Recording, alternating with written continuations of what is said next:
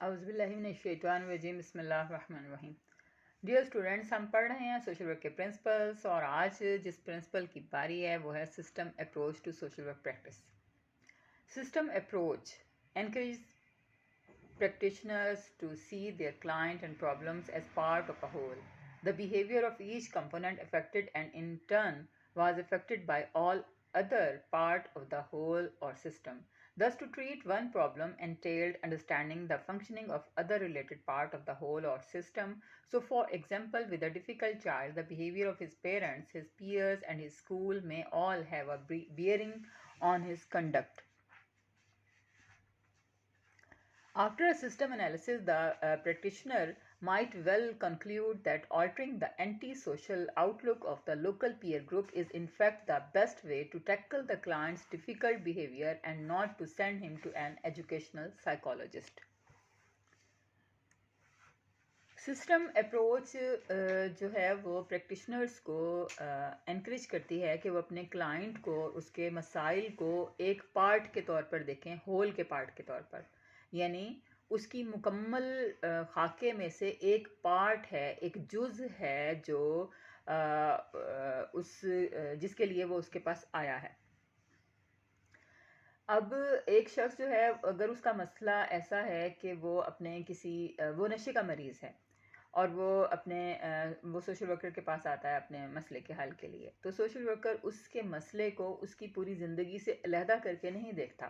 وہ اس کے مسئلے کو اس کی پوری زندگی کے ایک جز کے طور پر دیکھتا ہے. وہ یہ دیکھتا ہے کہ اس کا یہ پرابلم جو ہے یہ کن وجوہات کی بنا پر ہوا، اس پرابلم کو کن باتوں نے اس کو پیدا کیا.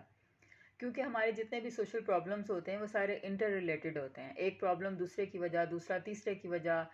اب یہ دیکھ لیں کہ ایک شخص جو ہے وہ آفس میں اگر اس کا باس اس پہ غصہ کرتا ہے تو وہ گھر آتا ہے، گھر آ کر وہ بیوی پہ غصہ کرتا ہے، بیوی اپنے بچوں پہ غصہ کرتی ہے، بڑے بچے چھوٹے بچوں پہ غصہ کرتے ہیں، چھوٹے بچے اپنے کھلونوں پہ غصہ کرتے ہیں. تو اس طرح سے ہمارے پرابلمس جو ہیں وہ آپس میں انٹر ریلیٹڈ ہوتے ہیں. سوشل پرابلمس جو ہیں وہ اکنامکل پرابلمس کی وجہ بھی بن سکتے ہیں، اکنامک پرابلمس جو ہیں وہ سوشل پرابلمس کی وجہ بھی بن سکتے ہیں. جیسا کہ اگر کوئی شخص معاشی طور پر پریشان ہے تو وہ غصے میں ہوگا، وہ چڑچڑا ہو جائے گا،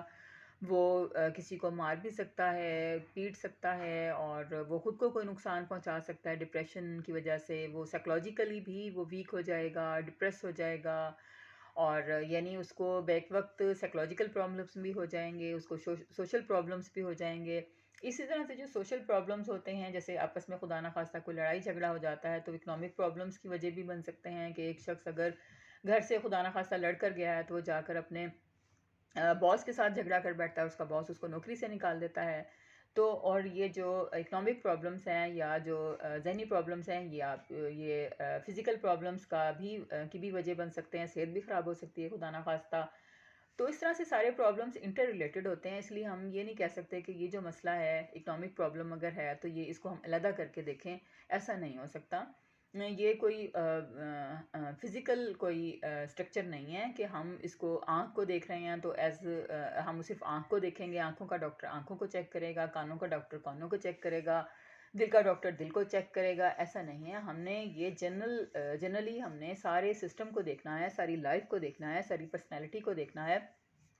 پھر سوشل ورکر نے یہ دیکھنا ہے کہ یہ جو پرابلم ہے یہ کس طرح سے جو ہے وہ ریزالو ہو سکتا ہے، کس طرح سے اس کو ہم کم کرنے کی یا ختم کرنے کی کوشش کر سکتے ہیں. Thus, to treat one problem entailed understanding the functioning of other related part of the whole or system. یعنی کسی ایک پرابلم کو ہم جو ہے وہ انڈرسٹینڈ کرنا چاہتے ہیں، کسی ایک پرابلم کو ہم سمجھنا چاہتے ہیں، یہ تو ہمیں پورے سسٹم کو، پورے ہول کو دیکھنا پڑے گا اور اس کو اس کے ساتھ ریلیٹ کر کے دیکھنا پڑے گا کہ یہ اس کی پرسنالٹی میں، اس کے پوری لائف میں کہاں پہ یہ ریلیٹ ہوتا ہے. فار ایگزامپل، ہم نے اگر کسی ڈیفیکلٹ چائلڈ کے ساتھ ہم ڈیل کر رہے ہیں، وہ ہمارا کلائنٹ ہے، بڑا مشکل سا بچہ ہے، کوئی بدتمیز ہے یا کچھ بھی ہے، وہ شرارتی بہت زیادہ ہے، کچھ بھی ایسا ہے، تو اس کے جو پیرنٹس کا اس کی طرف بیہیویئر ہے، اس کے پیئر گروپ کا اس کی طرف، یعنی اس کے جو دوست احباب، اس کے کلاس فیلوز ہیں، اس کے اسکول میٹس ہیں، ان کا جو اس کی طرف بیہیویئر ہے، تو وہ اس بیہیویئر کی وجہ سے وہ مزید جو ہے وہ ایسا ہو جاتا ہے، ڈیفیکلٹ ہو جاتا ہے. یعنی کہ ظاہر بات ہے کہ جب وہ ایک ڈیفیکلٹ چائلڈ ہوگا تو اس کے پیرنٹس کا بیہیویئر بھی اس کی طرف تھوڑا ڈفرینٹ ہو جائے گا، اس کے پیئر گروپ اور اس کے اسکول میٹس کا بھی اس کی طرف رویہ جو ہے وہ صحیح نہیں رہے گا، اور اس وجہ سے اس کا اس چائلڈ کا، اس بچے کا رویہ مزید زیادہ بگڑتا چلا جائے گا۔ تو یہاں پر جو سسٹم انالیسز کے بعد ہم جو پریکٹیشنر ہے اس نے یہ کنکلوژن نکالنا ہے، اس نے کنکلیوڈ کرنا ہے، اس نے یہ نتیجہ نکالنا ہے کہ جو لوکل پیئر گروپ ہے، یعنی جو اس کے ساتھ کے دوست احباب کلاس فیلوز وغیرہ ہیں، ان کا جو اینٹی سوشل آؤٹ لک ہے اس کو آلٹر کرنے کی ضرورت ہے۔ اینٹی سوشل آؤٹ لک کا مطلب ہے کہ ان کا جو نقطہ نظر ہے اس کو آلٹر کرنا، اس کو تبدیل کرنا، اس کو چینج کرنے کی ضرورت ہے۔ تو اگر اس کے پیئر گروپ سے مل کر کے ان کے بیہیویئر کو تھوڑا سا آلٹر کر لیا جائے تو پھر بہت اچھے نتائج نکل سکتے ہیں۔ یہ بیسٹ وے ہے اس کلائنٹ کی ڈیفیکلٹ بیہیویئر کو ٹیکل کرنے کا، یہ بڑا بیسٹ وے ہوگا، بجائے اس کے کہ اس کو ایجوکیشنل سائیکالوجسٹ کے پاس بھیجا جائے۔ اس سے بہتر ہے کہ اس کے پیئر گروپ کے اینٹی سوشل آؤٹ لک کو ہم آلٹر کرنے کی کوشش کریں۔ بچوں، اس سے پہلے جو میں نے آپ کو وہ پڑھایا تھا پرنسپل،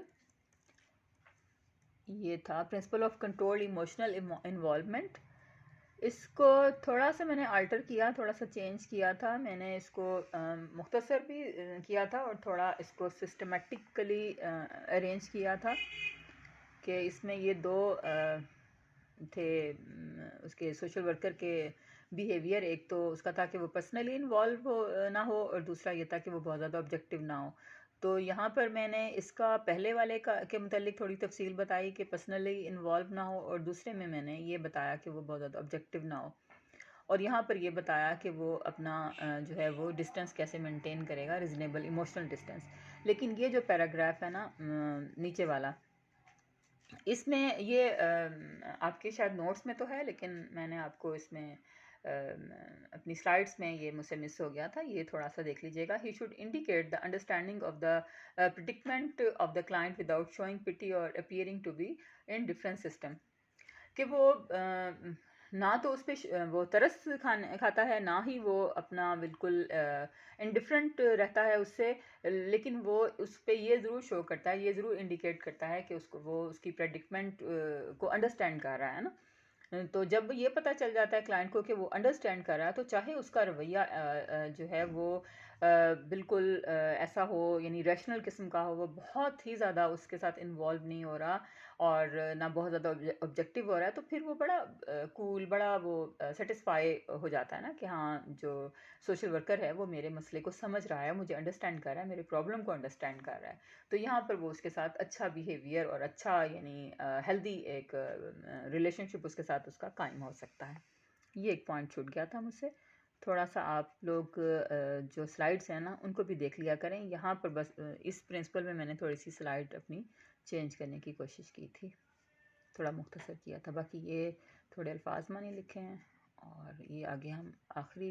یہ آخری پرنسپل نہیں، پرپسفل ایکسپریشن ہے، پھر یہ دو رہ گئے ہیں پرنسپل آپ کے انشاءاللہ تعالی۔